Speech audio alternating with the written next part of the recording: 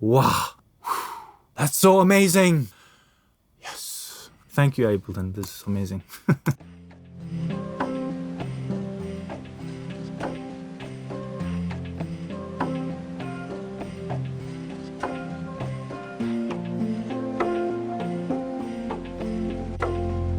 Hey everyone, it's me, Janus Rasmussen here.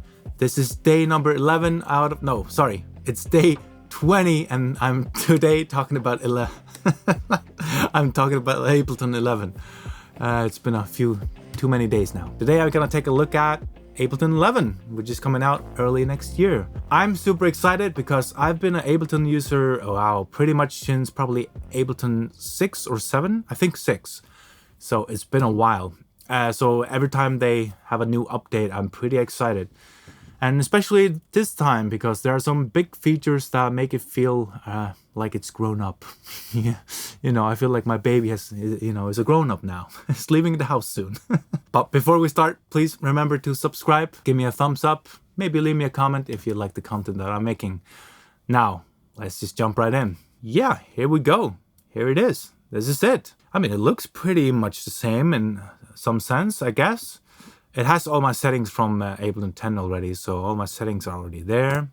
And pretty much the first thing I think we're just gonna go and talk about is the features that are in the arrangement view.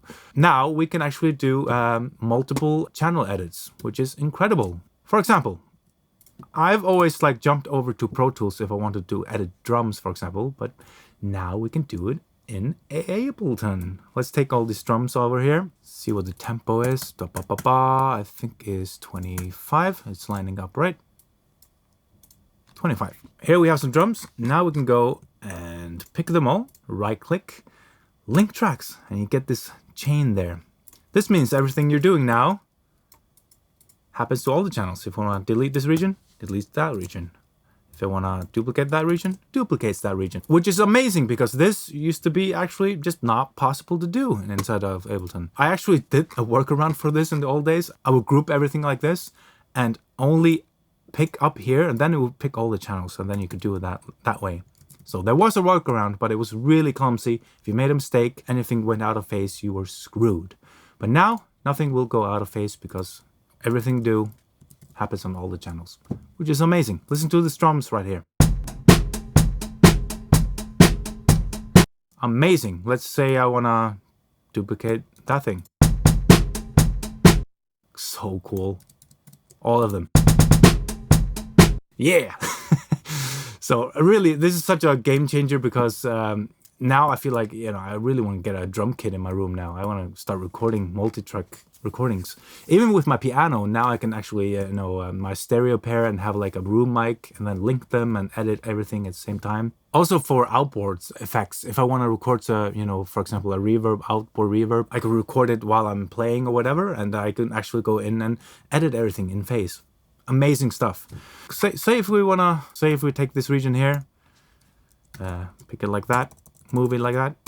This feels like, let's just say it feels like Pro Tools. So amazing. Take that region there, for example, do a fade like that. See that? Inside of Ableton. You're probably wondering now if you're using another DAW, Ableton couldn't do this. No, it couldn't. But it's also called Ableton Live. It's not called Ableton Studio. So honestly, I'm really surprised they brought this feature in. And not just that, the next feature is called comping. For example, if we go record here all the channels and then just start recording on a loop like that and record.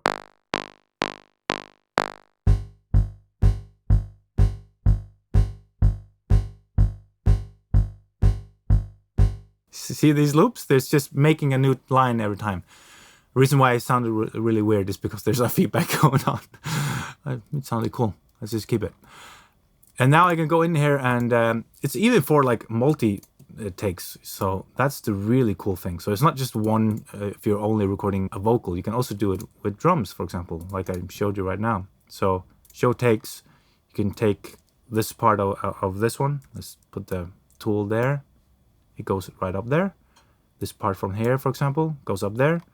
And it's doing it on all the lanes. So see these recordings here. If I do something here, it takes on both of them. That's so nice. It feels so different. Thank you, Ableton. This is amazing. Ultimate fanboy. So let's just talk about something else. What else is new? There are a few features. There's a lot of videos out there about Ableton 11 already. I want to talk about some of them that really matter to me. Another one that is really great is when you have the performance view. Now you have all the BPMs here, so you don't have to write it into the name. It was always like you had to say 120 BPM, blah, blah, blah. That doesn't work anymore. You have to do it from there. And also, this is the amazing thing. The scenes can have follow action now, which means you don't have to do your whole row like a follow action on every single one. You can just do it on the scene, which also means that when it jumps to the other one, it's going to jump BPM. That was always a problem. You couldn't do that. You always had to manually launch the next scene if you wanted the BPM to launch on different tempo. Not anymore. It's fixed. Yes. There's also a really great one where you, let's see, let's take this audio over here. So, for example, if I want to do a follow action on a clip, I can take it here and you open it up here like this. Go follow action. And you can say, make the loop like linked, so that now it's the follow action is linked to the loop. So if this is the loop there, you can say like, hey, okay, play this 2 times and then do the follow action, which is maybe next, play next scene. And then after you played that loop twice, go next. You used to always have to be like count how many bars it was to make these kind of loop stuff. This is just a way smoother way to do it.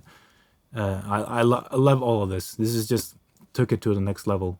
So this part of the view is like the one that's most jarring to me. I have to really get used to this. The fader from the volume is gone. It's here in the gain here now. And also transpose. There's a new view here, which is for the it's for the MPE support. So if you have some MIDI there, you can do multiple like pitch for every note and stuff like that. Amazing stuff. I won't go too much into it. And then you have the new plugins. The new folder here is also different. Now you have to know where stuff is. There's new, where is it? And modulation. The chorus is different now. It's updated graphics and it's much more usable. Also the vibrato is now in pitch, which I don't think Ableton had anything that did this before. So now you can do like a...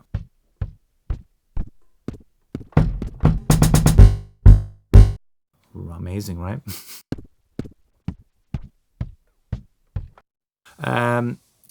Cool graphic also on the phaser flanger is also different. It's pretty nice. They're much more usable. They also all of them have this warmth button there, which is kind of cool. It kind of seems like they know that a lot of these plugins used to be a little bit bright. It seems to be a kind of common theme throughout the new plugins that they have this warmth or like a high cutoff thing. I guess they know that a lot of these plugins used to get a little bit bright at times. Also, the Redux is much more usable now. It has actually a dry wet knob. Amazing. This rate sounds much more smooth. The jitter is also cool. Also, again, a filter here where you can filter out the high ends and stuff like that. Most of the stuff has a dry wet knob now, which is also great. There's a new reverb, hybrid reverb. It's like a blend between a convolution reverb and some algorithmic reverbs here, where you can choose a few of them there. It's really cool. I think it was originally part of the Max for Life in Ableton 10, or at least the convolution part of it. I always really liked it. Now we finally have a convolution reverb. Amazing stuff. And also a EQ. Yay! That's handy. You should always EQ your reverbs. Also, this vintage knob here is amazing. It really does make your reverb super vintage.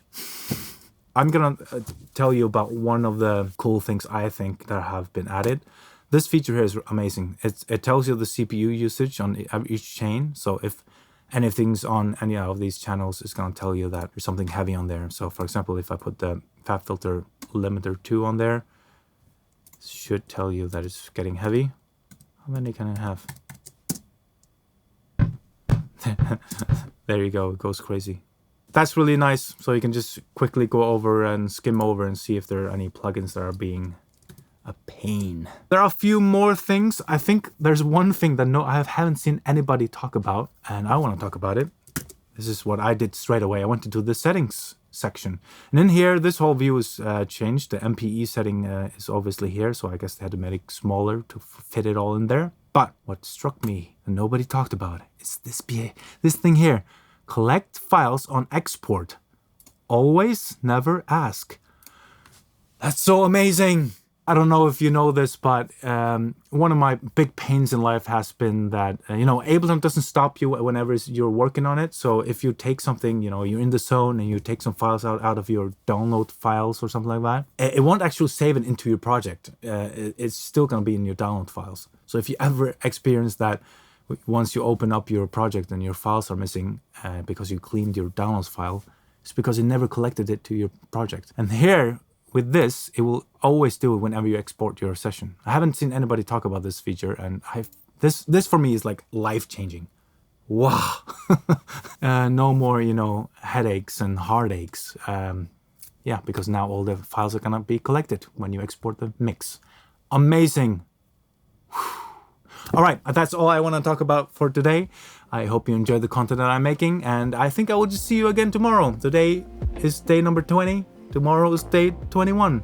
Isn't that how it works? All right, toodaloo.